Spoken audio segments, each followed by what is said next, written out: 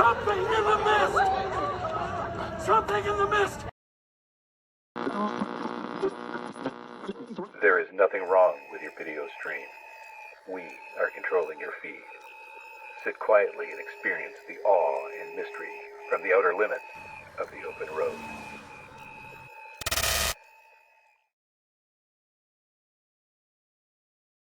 Hey guys, today we head into the mist. From standard issue pea soup to the dreaded zombie fog. We sneak up on life-size dinosaurs in the mist, run into a crazy Norwegian and take her fish into the mist. Then we find an old London double-decker bus and spend a misty night with cheese and talkative guinea hens.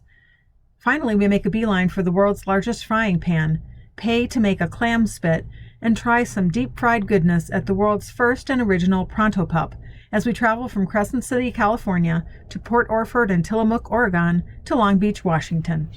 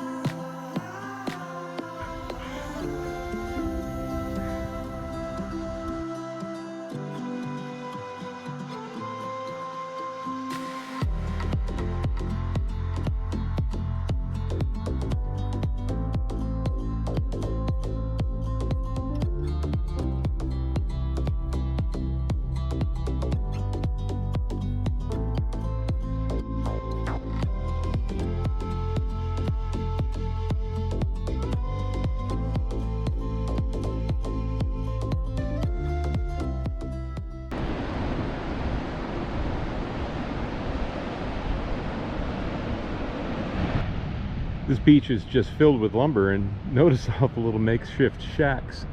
Say that 3 times fast. Makeshift, yeah, whatever.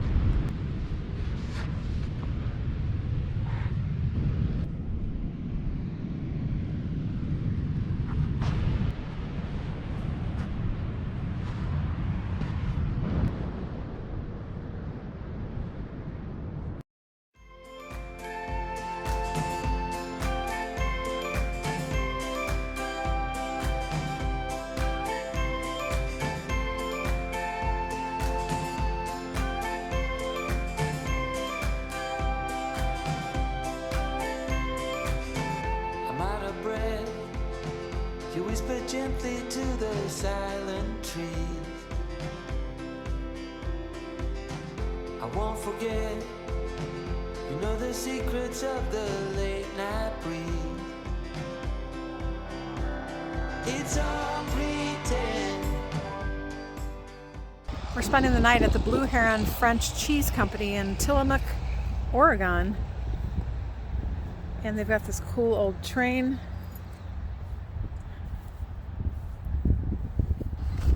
And a bunch of old farm machinery, very unique farm machinery, not your run-of-the-mill stuff. And there's even an old double-decker bus here. Super cool, from London.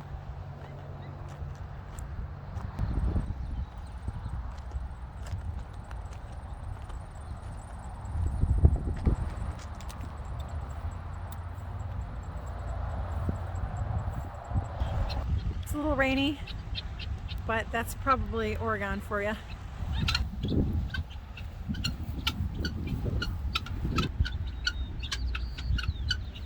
They're staying out of the rain. I don't blame them. I'm out here getting wet.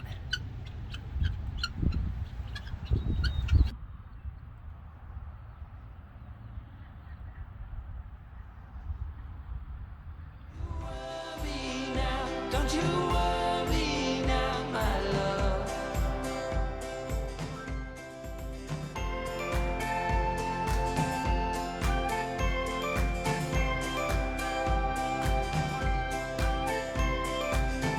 Your day was rough, an easy slip and then you're out the door. You had enough, these empty vows come again no more. Oh, it's all pretend. Corn dog lore has it that hot dog vendor George Boyington ruined his hot dogs one busy weekend in 1939. In his zeal to create a bun on the spot, he dipped his dogs in batter, and the corn dog was born. Portable, always ready, done in a bun was the early slogan. It was called a Pronto Pup because it was speedy to create. This location in Rockaway, Oregon is the original, and they're still making them on the spot.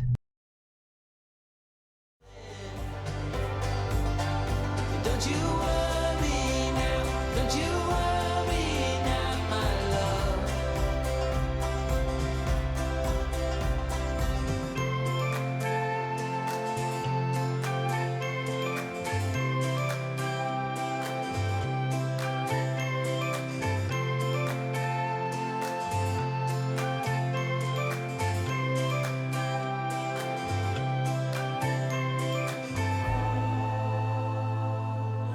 It's not safe to be on your own. It's so far from home. As long as I cannot hear a sound, I lay you.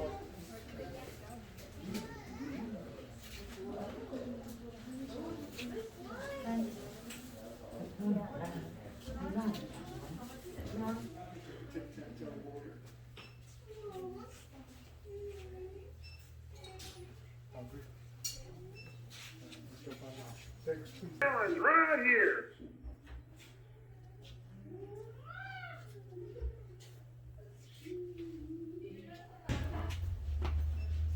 There, slow down.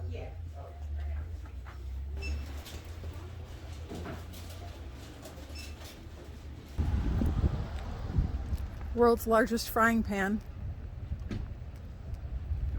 Has a chip in it, but it's been here for a long time. Long Beach, Washington. This is a razor clam, probably the world's largest. And it's spouting water.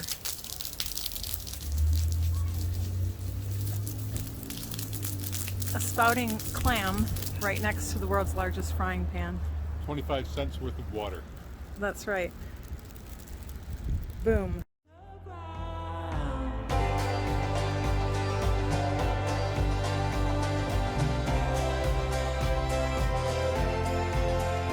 Oh, it's all pretend. So don't you worry now, don't you worry now. All this soon will end. So don't you worry now, don't you worry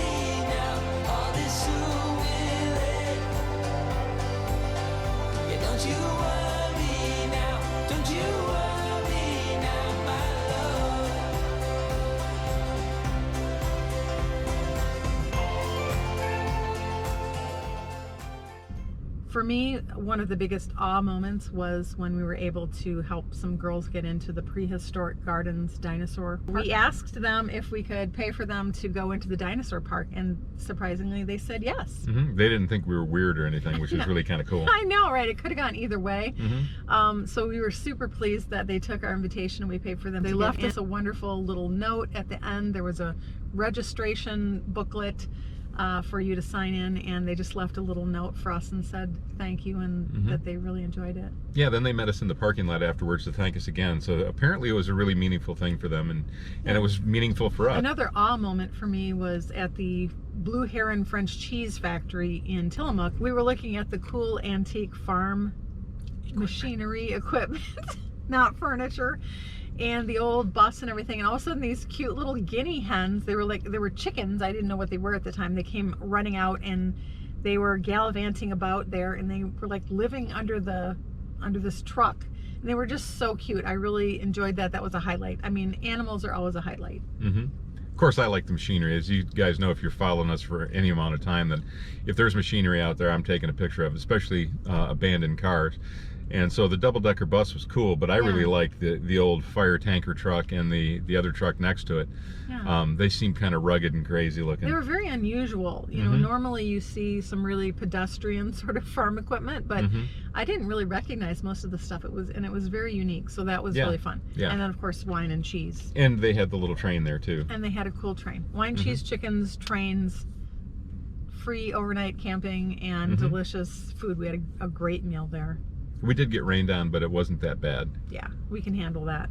We ate at the Crazy Norwegian in Port Orford, Oregon. We got to go sit out at the dock in Port Orford, which is a cool old town, which is the most westernmost point, I think, of Oregon.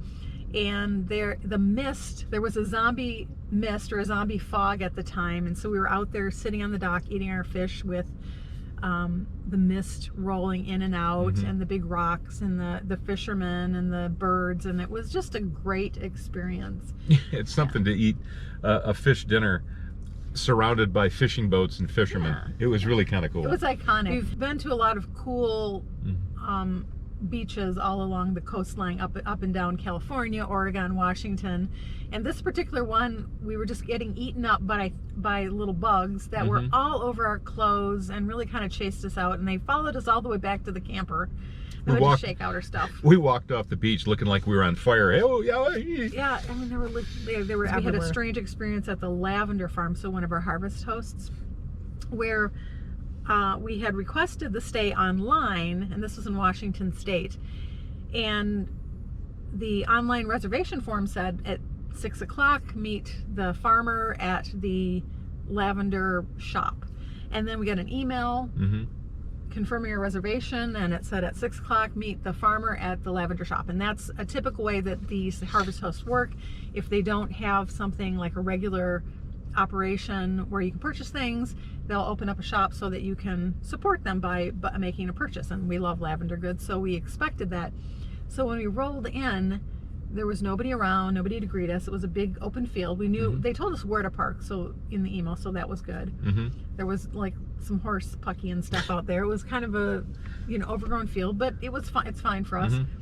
And then there was no one around, and then 6 o'clock came, and we started wandering around looking for the lavender shop, and there was like a little portable pole barn of some sort there with no steps, no way to get up to it. It was completely dark. It looked sort of like unfinished. And then we saw the lavender, so we walked up by the lavender, and then there were some chickens following us around, and then we just kept walking, looking for something, someone, anything. And walked up toward their tool shed next to their house. We went to their barn, and you peeked in the barn. I was afraid to go up there, and it just looked like their personal barn in their garage. And then there was like a little house, and we could see that someone was in there, and the dogs were barking, but nobody came out, and nobody greeted us. So after a while, we felt like we were kind of trespassing, so we decided to retreat. But we did want to meet the farmer and learn a little bit more about the lavender farm there and what they were doing. We wanted to meet you. Yeah, right. So it was awkward. So eventually we went back to the camper and said, well, if they wanted to open the shop for us or whatever, I guess they'll come get us. And eventually I did call, and the gentleman on the phone said, oh, well, the shop's not open, but we have a shop in town. So we thought, well, we'll just check it out on the way out of town in the morning, and I Googled it, couldn't find hide nor hair of it, so that was a little bit of an awkward disappointment. That was the very first time we've gone to a harvest host where we haven't met the harvest host. There was literally no one there. It was pitch dark at night. Great camp. Yeah, it was good camping. nice farm and everything, but we really did look for the social interaction. That's what we normally do when we go to a harvest host, is we, get to know the harvest host and maybe buy some product. We didn't get a chance to do that, so. But all in all, this was a great segment of the trip. Dinosaurs, delicious food, and the world's largest frying pan. So it was a great segment of the trip. Mm-hmm. And you also made a clam spit. We paid 25 cents to make a clam spit, and that was definitely. I've never paid money to make a clam spit. No, but when you go to the places, you do the things. Mm-hmm. We did the things. Mm-hmm. Yeah, one of the things that I would consider adjusting the picture. I don't know how you would do it, but I have to tell you that Highway 1 and Highway 101, for me driving, that was a lot of work. Most of what I saw was double yellow line and the fog line and a big stretch of tar that was winding around, and most of my time was spent driving. Right. So. Yes, very hands-on driving. Mm-hmm. So you'll see the video, you'll watch the video and get to see what we saw. So yeah, Kelly would say something like, "Oh, look at that." And it'd be like, "Yeah, just snap a picture, I'll see it later." Yeah. And luckily, you can kind of go at your own pace because there are pullouts. I noticed in one spot it was state law, if you back up, have 5 cars behind you, you're required to pull off. You break the law. How you count that, I'm not really sure how you count the number of cars. Yeah, because a lot of the times you can't see all the cars behind you. Yeah. But so would you adjust that by moving the highway, further from the shore? I suppose that's possible, but I don't know. You grab one end of it, shake it once, maybe move it. Just straighten it out. But no, the highway, the scenery, I guess is beautiful. She said so, but it's a lot of work to go down through there and drive it. It was great for me, though. Yeah, it was great for her. Yeah. It feels personal. Hi. Are you following me?